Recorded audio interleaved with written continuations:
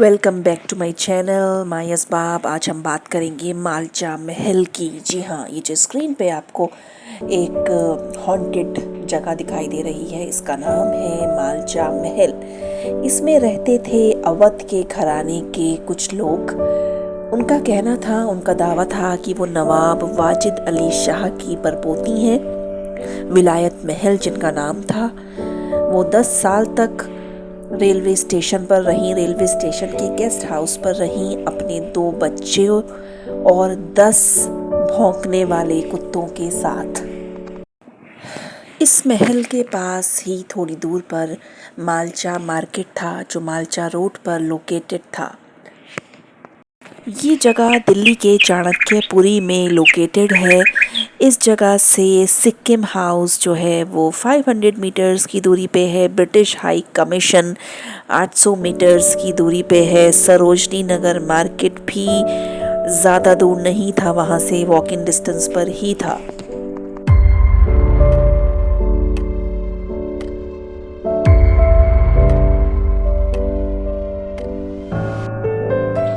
महल में घुसने के बाद मेन गेट से एंट्री करने के बाद अंदर 1 किलोमीटर चल के ऊंचाई पर ये महल बना हुआ है।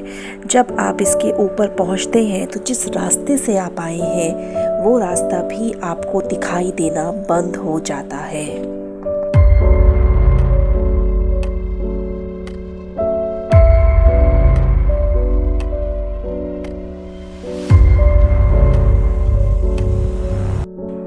ये नेम प्लेट विलायत महल ने ही 1985 में जब वो यहाँ पर शिफ्ट हुई थी उन्होंने लगवाई थी। लेकिन इस छोटे से महल को फिरोज शाह तुगलक ने 1325 में बनाया था। जब वो शिकार करने के लिए जाते थे तो बीच में यहाँ पे रेस्ट करते थे। उस वक्त पे विलायत महल यानी कि जो ये प्रिंसेस हैं, इनके पास इनके हेल्पर्स खानसामा भी हुआ करते थे। लेकिन धीरे धीरे वो लोग भी इन्हें छोड़कर चले गए क्योंकि ये लोग उनको सैलरी नहीं दे पा रहे थे। पूरी रिसर्च करने पे पता चला कि इन्हीं के यहाँ काम करने वाला इनका एक नौकर दिल्ली की ही एक फैक्ट्री में काम करता है। उसने मीडिया को इंटरव्यू भी दिया था। कभी कभी एक्चुअली वो इन लोगों से मिलने आता रहता था। तो उस जो वो सर्वेंट था उसने काफ़ी बातें इन लोगों के बारे में बताई हैं।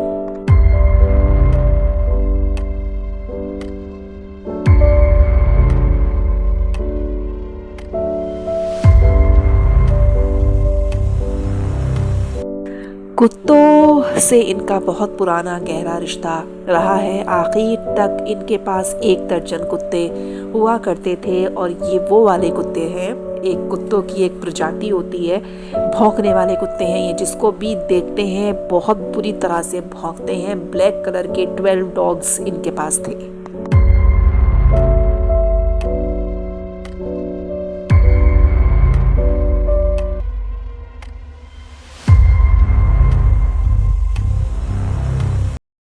ये जो स्क्रीन पे आपको फ़ोटोग्राफ नज़र आ रहा है ये न्यू दिल्ली रेलवे स्टेशन के गेस्ट हाउस का है। ये बेड पर विलायत महल बैठी हुई हैं और ये इनके दोनों बच्चे खड़े हुए हैं, prince and princess Sakina.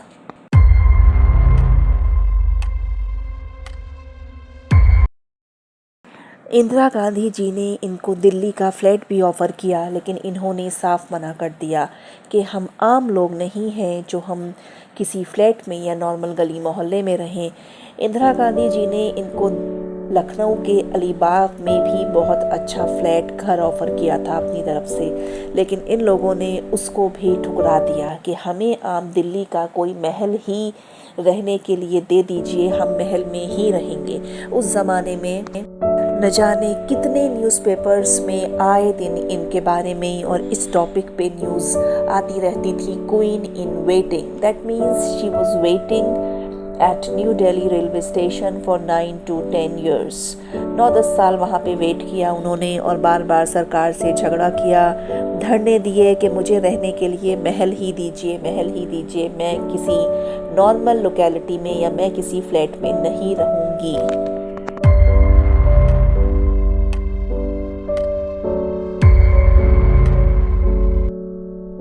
Finally Indira Gandhi ji ने अपनी डेथ से पहले इनको ये महल जो फिरोज़ शाह तुगलक साहब ने बनवाया था इनको अलॉट कर दिया। इन्होंने ये फ़ौरन ले लिया, जबकि ना यहाँ पे बिजली थी, ना पानी थी, कुछ भी नहीं था।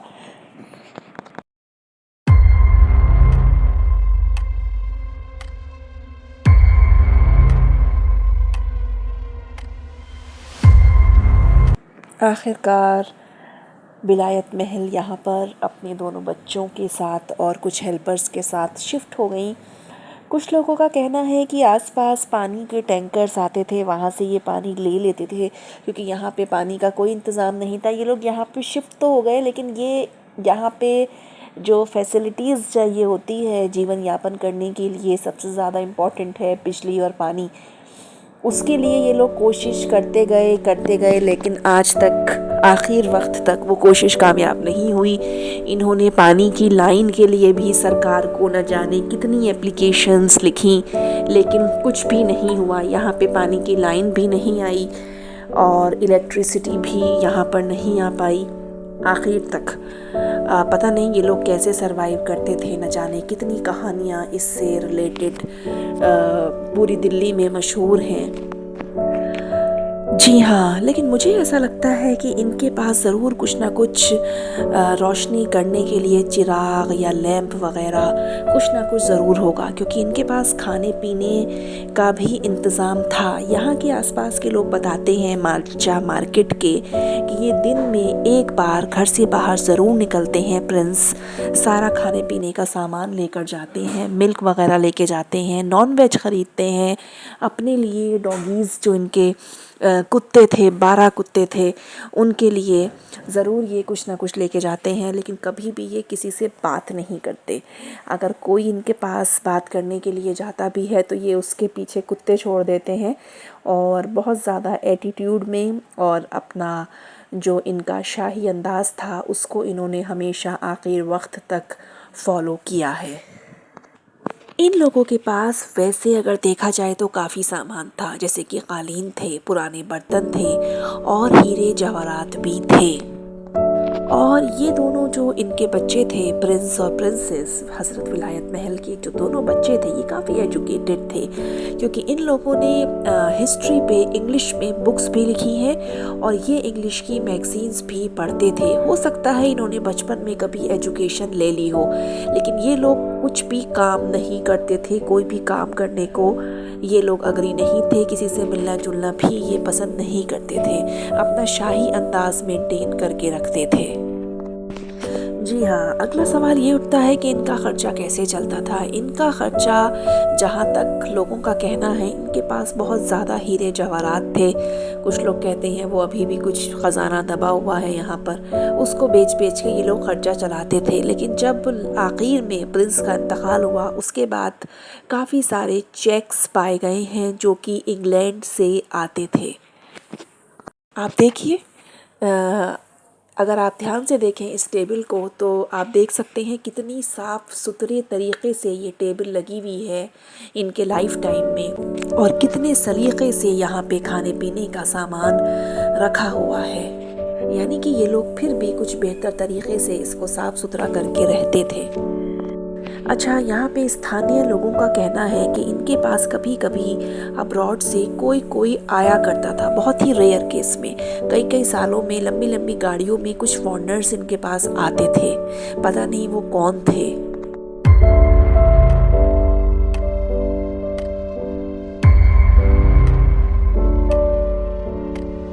इन लोगों ने कभी भी इंडियन जर्नलिस्ट को इंटरव्यू नहीं दिया।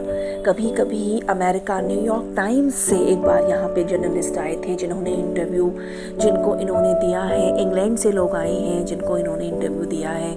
कुछ बुक्स भी हैं इनकी अपनी ही हिस्ट्री पे, जो कि इंडिया में नहीं है, वो इंग्लैंड में ही किसी लाइब्रेरी में है और अमेरिका में किसी लाइब्रेरी में रखी हुई हैं।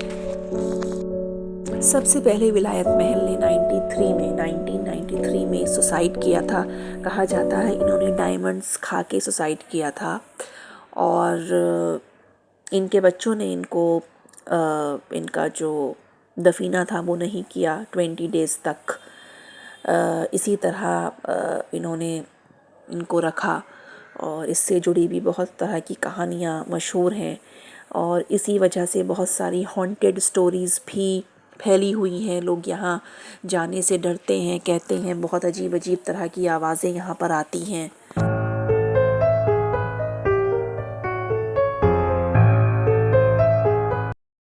उसके बाद इनकी बेटी सकीना ने काफ़ी वक्त बाद 10-12 साल बाद उन्होंने भी सुसाइड किया था। इनफैक्ट उनका ऐसा करने से पहले ही प्रिंस ने ये कहा था कि ये परंपरा को फॉलो करेगी और ये ऐसा करेगी, और बस लास्ट में प्रिंस बिल्कुल अकेले रह गए थे। उसके बावजूद भी वो किसी से मिलते जुलते नहीं थे, और जवानी के दिनों में बहुत खूबसूरत हुआ करते थे, जैसा कि आपने देखा फ़ोटोग्राफ्स में बहुत ज़्यादा हसीन हुआ करते थे। और लेकिन वक्त के साथ साथ रहते रहते चीज़ें बदल जाती हैं। लेकिन जो इनके हेल्पर हैं जो दिल्ली में अभी भी काम करते हैं, उनका कहना है कि इनका नेचर उनके साथ, हेल्पर्स के साथ बहुत ज़्यादा अच्छा था, और अभी भी ये अपने पुराने हेल्पर्स से मुलाकात कर लेते थे।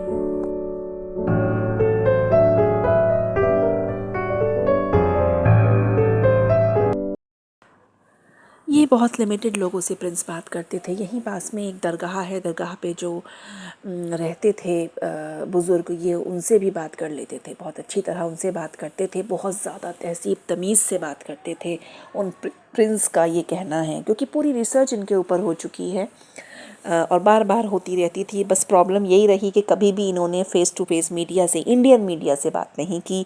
लेकिन येस, न्यूयॉर्क टाइम्स से इन्होंने बात की है। कम्युनिकेशन इनका, इंग्लिश कम्युनिकेशन बहुत अच्छा था।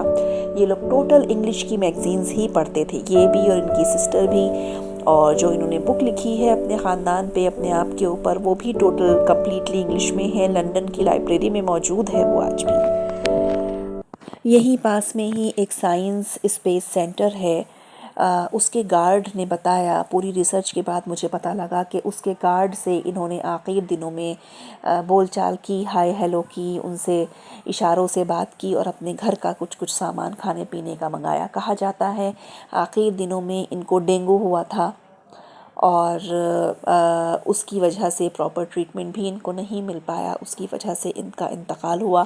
जब 3-4 दिन तक इन्होंने कोई हेल्प नहीं ली, गार्ड से कोई खाने पीने का सामान नहीं मंगाया, तो गार्ड को शक हुआ। उन्होंने पुलिस को फ़ोन किया, और पुलिस ने जाकर देखा तो ऑलरेडी इंतकाल कई दिन पहले हुआ था। आज ये इस तरह वीरान पड़ा हुआ है, इनका सामान भी इस तरह पड़ा हुआ है। लोग जाते हैं, कुछ लोग हिम्मत करके जाते हैं, कुछ लोग, बहुत सारे लोग इकट्ठा होके जाते हैं। सरकार ने इसको खोल दिया है, लेकिन इसके सामान को एज़ इट इज़ ही रहने दिया है, संग्रहालय में नहीं रखा है, क्योंकि ये इतना ख़ास भी नहीं है शायद। लेकिन इनका सामान आज भी यहाँ पे पड़ा हुआ है। पुराना टाइपराइटर है, कुछ इंग्लिश की पुरानी मैगज़ीन्स हैं, लेटर्स हैं, चेक्स हैं, जिनसे पता लगा देखने के बाद कि ये सारे चेक्स इंग्लैंड से आए हैं। फिर अमेरिका से एक राइटर आई थी यहाँ पे, उन्होंने पूरा रिसर्च इनके ऊपर किया। वो लखनऊ भी गई थी इनके ऊपर रिसर्च करने, और फिर उन्हें लंदन में किसी आदमी का पता चला जिसका नाम है शाहिद। ये वही आदमी था जो इन्हें चेक्स भेजता था।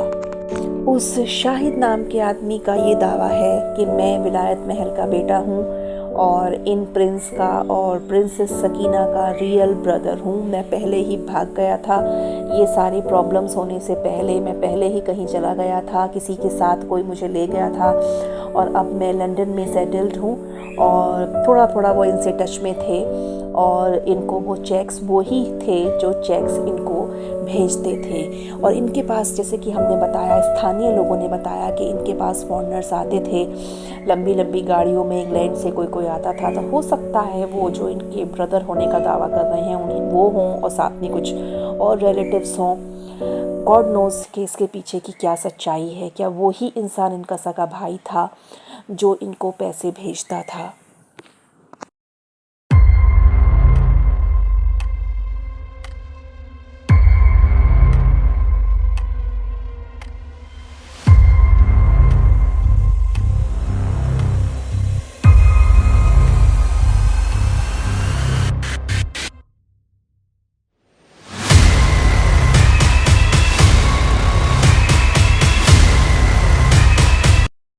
एक और इंटरेस्टिंग फैक्ट है, कभी कभी दिल्ली में जो किले होते हैं, पुरानी इमारतें होती हैं, यहाँ पे आर्टिस्टों के लिए कभी कभी उनको परमिशन दे के वहाँ पे कुछ काइंड ऑफ एग्जीबिशन लगाई जाती है। तो एक आर्टिस्ट हैं दिल्ली के जाने माने, नाउ ही इज़ 99, तो ये लोग उनके भी टच में थे।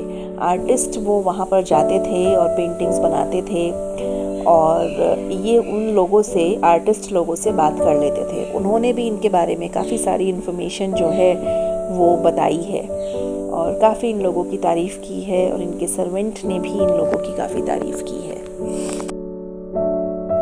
अगर ये वीडियो थोड़ी भी आपको इंटरेस्टिंग लगी, अच्छी लगी है, तो प्लीज़ आप इसको लाइक कीजिएगा, अपने दोस्तों से शेयर करिएगा, और चैनल को ज़रूर सब्सक्राइब करिएगा। मैं एक और इंटरेस्टिंग वीडियो के साथ जल्दी ही आप लोगों के सामने आऊँगी, आप लोगों से बातें करूँगी। Till then bye bye. अपना बहुत ध्यान रखिए। Take care.